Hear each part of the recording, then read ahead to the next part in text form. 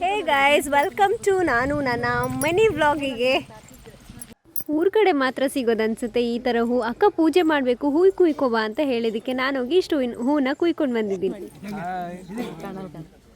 ಹೋಗ್ಲಿಕ್ಕೆ ದಾರಿ ಉಂಟು, ಆದರೆ ಈ ರಮಿತಕ್ಕ ದಾರಿನೇ ಬಿಡ್ತಾಯಿಲ್ಲ ಹೋಗೋದಿಕ್ಕೆ ಅಂತ ಹೇಳ್ಬಿಟ್ಟು ನಾನು ಮುಂದೆ ಈ ಥರ ಹೋಗ್ತಾ ಇದ್ದೀನಿ. ಎಲ್ರಿಗೂ ನಮಸ್ಕಾರ. ನಾವು ಹೋಗ್ತಾ ಇದ್ದೀವಿ ಹೊಳೆಯಲ್ಲಿ, ಇವತ್ತು ಪೂಜೆ ಇತ್ತು ಅಂತ ಹೇಳಿಬಿಟ್ಟು ಅಲ್ಲಿಗೆ ಹೊರಟಿದ್ದೀವಿ.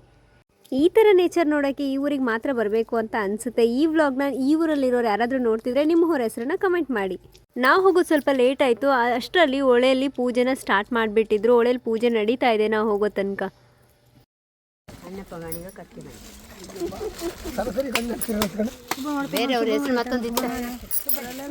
ಈ ಊರಿಗೆ ಬಂದಾಗ ಇದು ಸ್ವಲ್ಪ ಸ್ಪೆಷಲ್ ಅನಿಸುತ್ತೆ. ಯಾಕೆ ಗೊತ್ತಾ, ನಮ್ಮೂರ ಕಡೆ ಎಲ್ಲ ದೇವಸ್ಥಾನಕ್ಕೆ ಹೋದರೆ ಹೆಂಗೆ ಮಲ್ಲಿಗೆ ಹೂವು ಮತ್ತು ಬೇರೆ ಹೂವು ಕೊಡ್ತಾರೆ, ಅಲ್ಲಿ ಈ ಥರ ಸಿಂಗಾರ ಹೂವು ಕೊಡ್ತಾರೆ. ನನಗೆ ಇದೊಂಥರ ಸ್ಪೆಷಲ್ ಅನಿಸುತ್ತೆ.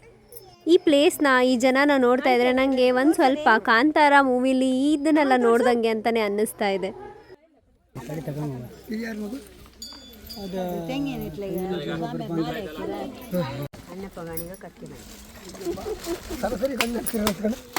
ಈ ಸೀನ ನೋಡ್ತಾ ಇದ್ರೆ ನಿಮಗೂ ಅನಿಸಿದ್ಯಾ ಕಾಂತಾರ ಮೂವಿಲಿ ಈ ಥರ ಸೀನ ನೋಡಿದ್ದೀವಿ ಅಂತ ಹೇಳ್ಬಿಟ್ಟು.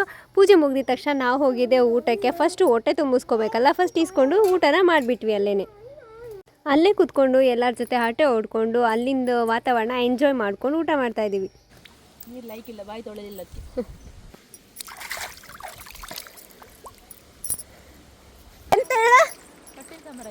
ಅಲ್ಲ ಉಂಡು ಓದಕೊಂಡು ಅಲ್ಲಿ ನೋಡ ತಟ್ಟೆ ನೋಡ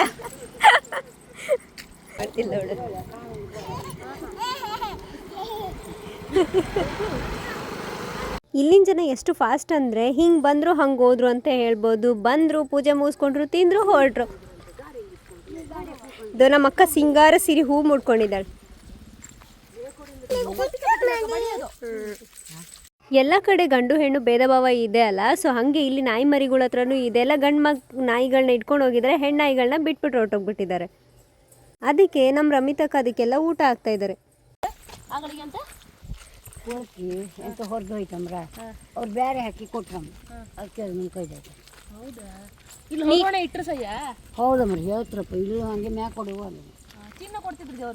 ಎಲ್ಲ ಮದುಮಗಳಿಗೆ ಅಷ್ಟು ಹಾಯಕ್ಕೆ ಕೊಡ್ತಿದ್ರು. ಅಲ್ಲೇ ಇಟ್ಟು